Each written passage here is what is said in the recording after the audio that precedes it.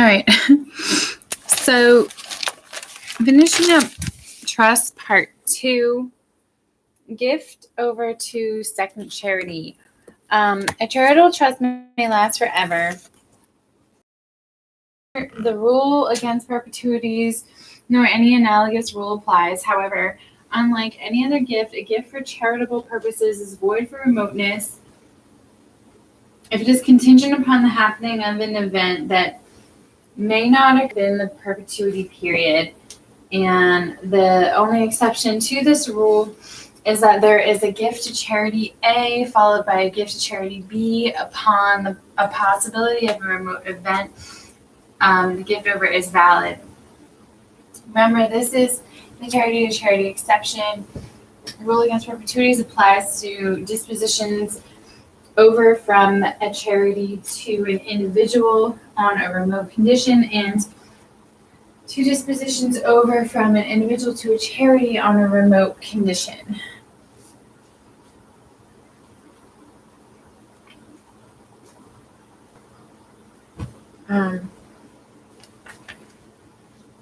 Examples: to the Georgetown YMCA for so long as the premises are used for YMCA purposes, and then they shall cease to be so used, and when they shall cease to be so used, then and in that event to the American Cancer Society.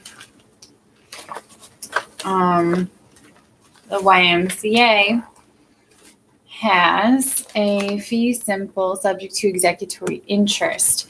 The Cancer Society has a shifting executory interest. The gift over to the Cancer Society is valid under the charity to charity exception to the rule. All right. There's another example here,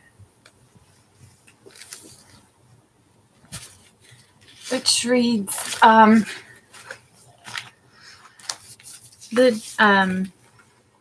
to the Georgetown YMCA for so long as the premises are used for YMCA purposes, and when they shall cease to be so used, then and in that event to John Hancock, his heirs, successors, and assigns, classifying the interest without regard to the rule.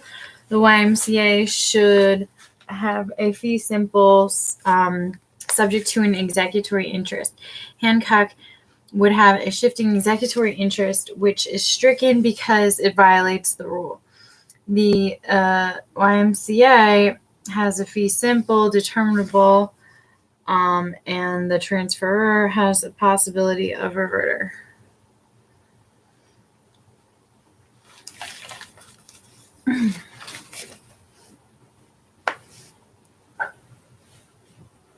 Which would descend to his heirs, I think.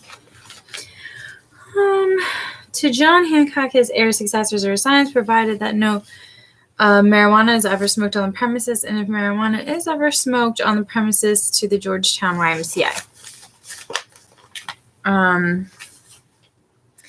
Classifying interest without regard to the rule, Hancock would have a fee simple subject to an executory interest.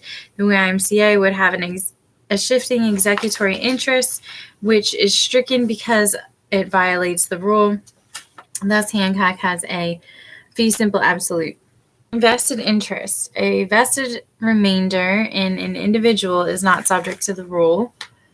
Thus, A divides to A for life, then to A's children for life, then to B and fee simple is wholly valid. B has a presently vested remainder. It must vest in possession long after lives in being.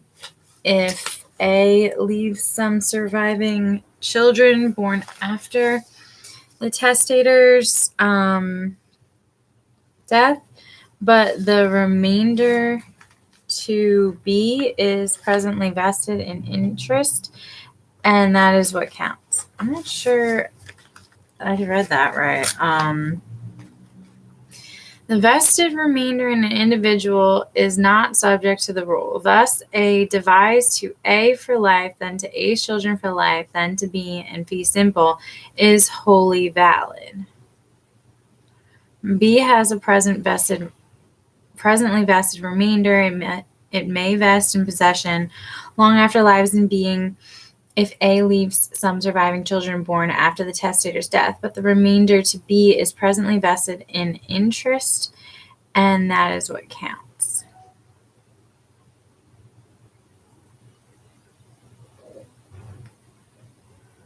Compare class gifts are subject to rule.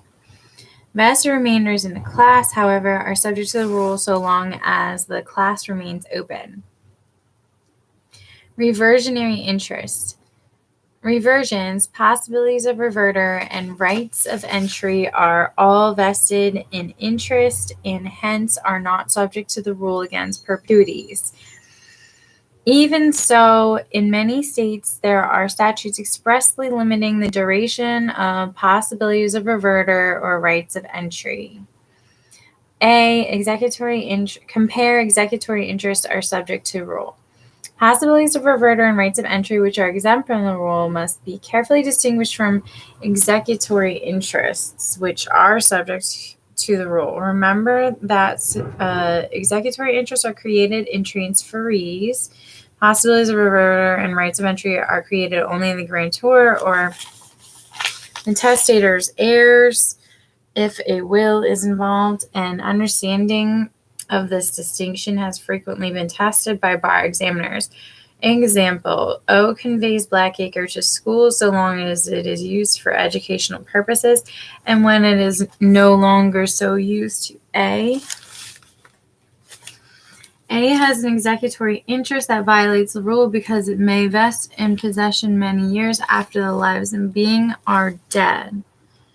Because any interest that violates the rule is void and is stricken from the instrument, this leaves a determinable fee in the school and a possibility of reverter in O. O can now, by a second D, transfer her possibility of reverter to A if possibilities of reverter have been made transferable by statute in the jurisdiction. To get a possibility of reverter in A, two pieces of paper are required, one creating the possibility of reverter in O, the second transferring it to A. Consequence of violating the rule, interest is stricken. An interest that violates the rule is void and is stricken, subject to the possible application of a perpetuities reform statute. However, all other interests created in the instrument of transfer that are valid under the rule are given effect. Exception, infectious invalidity. There is an important exception to the preceding statement. Under the principle of infectious invalidity, if the valid gift is an essential part of the transferor's dispositive scheme, such that to strike this interest and give effect to the remaining interests would be to subvert the transferor's intent. It is determined that the transferor would prefer that the entire disposition fail, then the entire disposition is void.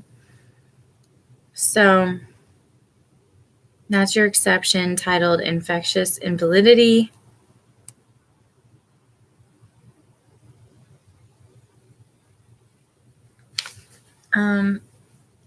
Example, irrevocable trust A directs the trustee to pay the income to my brother's children for life, and on the death of my brother's last surviving child to pay the principal to the issue of my brother's children.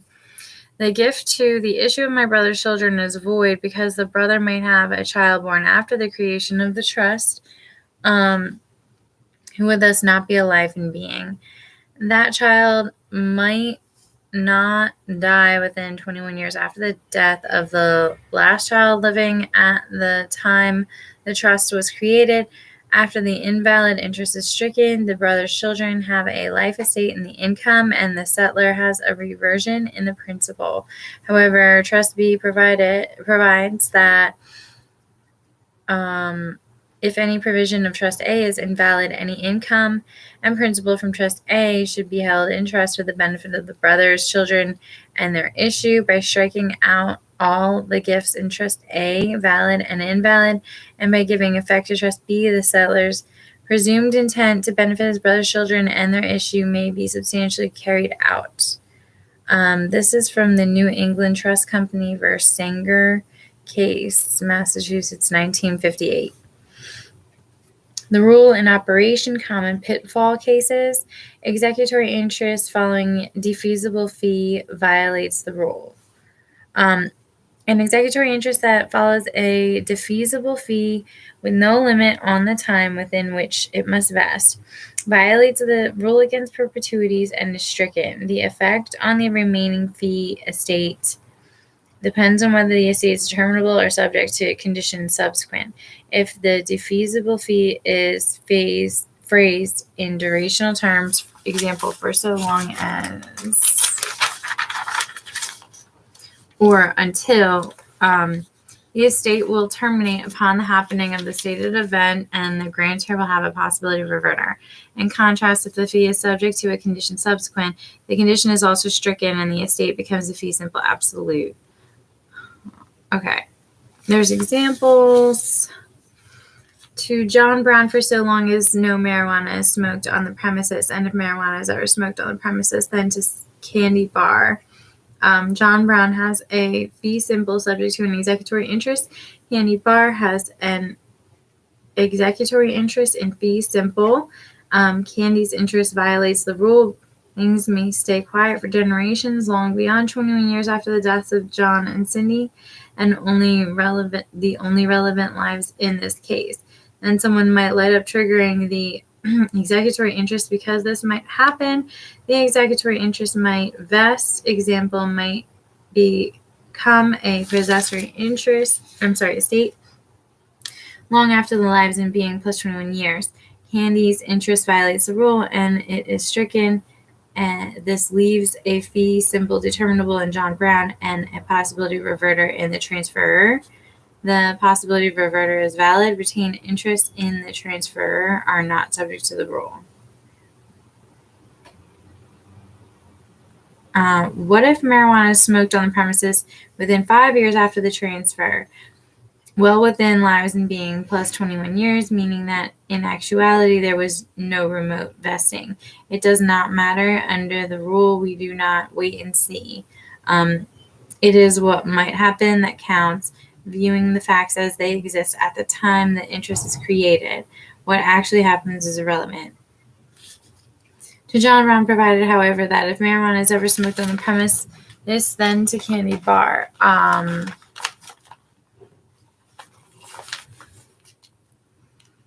John Brown has a fee simple subject to an executory interest. Candy Bar has an executory interest in fee simple. Candy's interest violates the rule under the analysis given in example 1.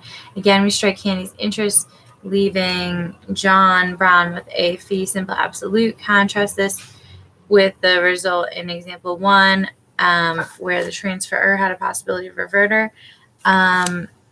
This is the result of two different forms of expressing the gift to John Brown whenever a fee simple determinable is created, so long as the transferor automatically has a possibility of reverter. But when a fee on a condition subsequent is created, transferor does not have a right of entry unless the right of entry is expressly raised. Age contingency beyond age 21 in open class. A gift to an open class conditioned upon the member surviving to an age beyond 21 years violates a rule against perpetuities. To A for life, then to such of A children as attain the age of 25. At the time of this disposition, A has 2 children, X age 12, Y age 9. A has a life estate. There is a contingent remainder in A's children who live to attain age 25 and a reversion in the transferor.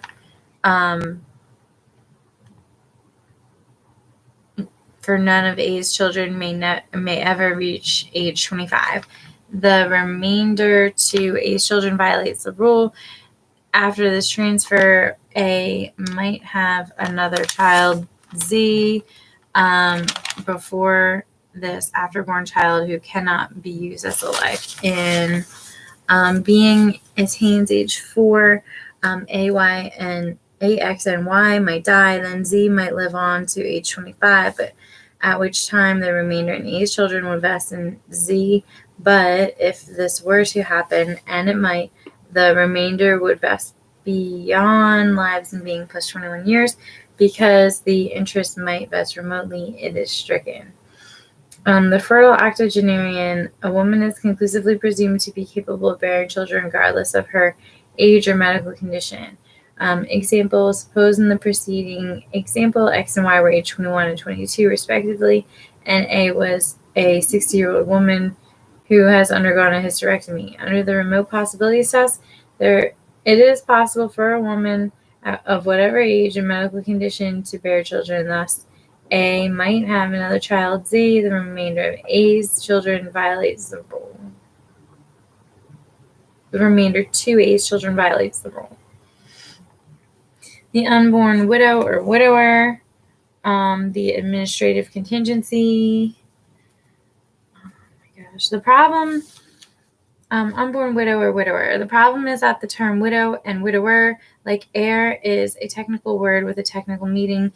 You do not know a person's widow or widower until he dies, and you can determine to whom he was married at his death. And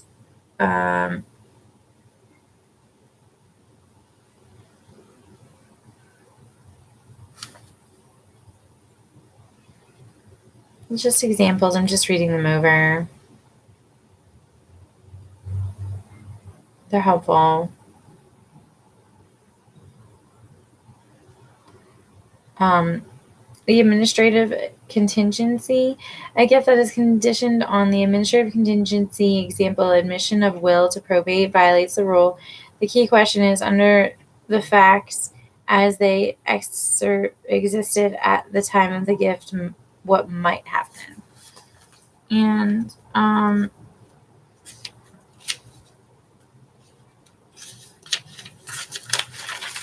here's an example, just so you can see it. Disposition of residuary estate per stripees to such of my descendants as are living at the time my will is admitted to probate. That would, what would that do? It violates the rule because we don't know. The key question is, under the facts as they existed at the time of the gift, what might happen? It's possible that the will is not entered into probate for a long time, more than 21 years. But I'm like falling apart here, so I think I'm going to end this on page 36.